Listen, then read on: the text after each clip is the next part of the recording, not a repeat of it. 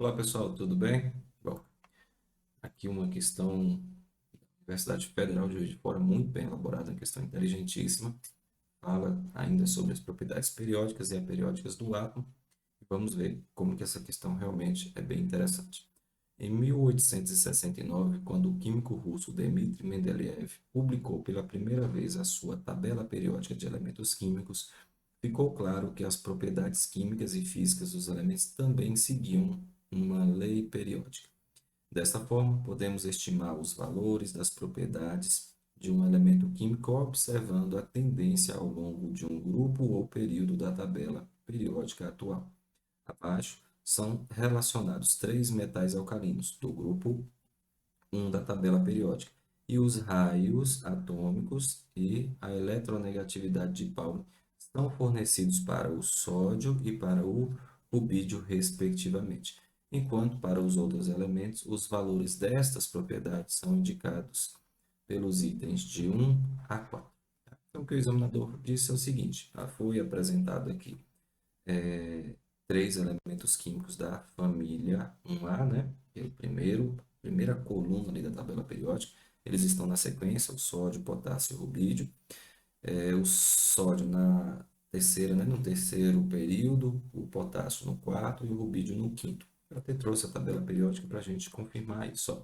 Aqui está o sódio, o potássio e o rubídio, cada um em um, né? Em um período. Bom, com isso, veja, só com essa observação, a gente já tem condição de analisar a questão do raio atômico. Aí você olha assim, professor, peraí, eu vou ter que decorar número, tamanho de raio atômico para fazer provas? Pessoal, claro que não, né? Por isso que a questão, como eu disse a vocês, ela é muito inteligente. Por quê? Porque ela te dá um valor aqui de raio atômico, e aí o que que a gente tem que inferir? Veja, o sódio, como a gente viu, tem três camadas, ou três eletrosferas. O potássio tem quatro. Então, é claro que descendo essa coluna dos metais alcalinos, o potássio vai ter um maior raio atômico, porque ele tem uma camada a mais.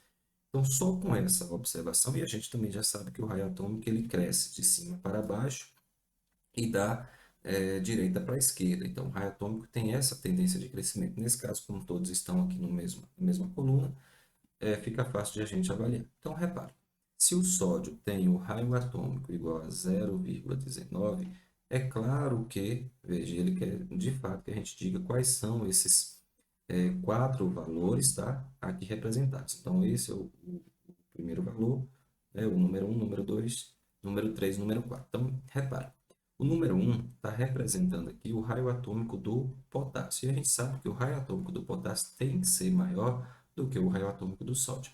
Então, quando a gente observa a tabela, veja, esse primeiro valor, o 1, não pode ser menor que 1,19. Não pode ser. Então, isso inviabiliza a letra A, a letra C e a letra E. Sobraram aqui a letra B e a letra D. Veja que os valores são iguais. E, de fato, está coerente, porque nós temos 235, 2, né, 280. Então, nossa resposta ou é a letra B ou é a letra D. E por quê? Porque eles satisfazem esse crescimento do raio atômico, conforme a gente disse. Bom, agora vamos para a questão da eletronegatividade. O que é que nós falamos sobre a eletronegatividade? Que ela tem uma tendência de aumento de baixo para cima e da esquerda para a direita. O professor, é contrário ao atômico?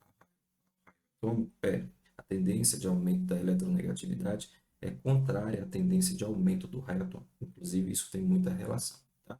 Quanto mais distante, quanto maior o átomo, menor é a sua atração eletrônica quando ele faz uma ligação química. E, portanto, menor vai ser a sua eletronegatividade. Então, porque ele tem um raio menor, ele tem uma eletronegatividade maior, tem uma maior atração por elétrons quando são feitas as ligações químicas, tá? Então, com isso, o que que a gente percebe? Ó, esse número, o número 3, ele tem que ser maior que o número 4, já que a eletronegatividade cresce de cima, né, de baixo para cima, e esse número, né, tem que ser, ou seja, esse tem que ser maior do que o 4. O 3 tem que ser maior que o 4. Então, veja, olhando agora na nossa sequência, quem atende essa condição, a gente percebe que 0,6 é menor do que 0,8. Ora, se a eletronegatividade está crescendo, o número 3 tem que ser maior que 0,8. Então, só com essa observação, a gente já consegue é achar o nosso gabarito, que é a letra B. E realmente procede, ó. Esse seria o 1. E aqui, entre o 8 e o 1, nós temos o 0,9, que seria a eletronegatividade do potássio. Então, questão, como eu disse a vocês, bem interessante, muito bem elaborada, né? Às vezes o aluno pensa, poxa, eu vou ter que decorar esses números, esses valores. Claro que não, porque o examinador aqui explorou e é assim que tem que ser. A gente não tem nenhum sentido a gente ficar decorando esses números, tá? Mas ele quis que você fizesse essa relação entre os tamanhos, né, do raio atômico desses elementos e, claro, o crescimento também da eletronegatividade. Portanto, questão muito boa. E até o próximo exercício, pessoal.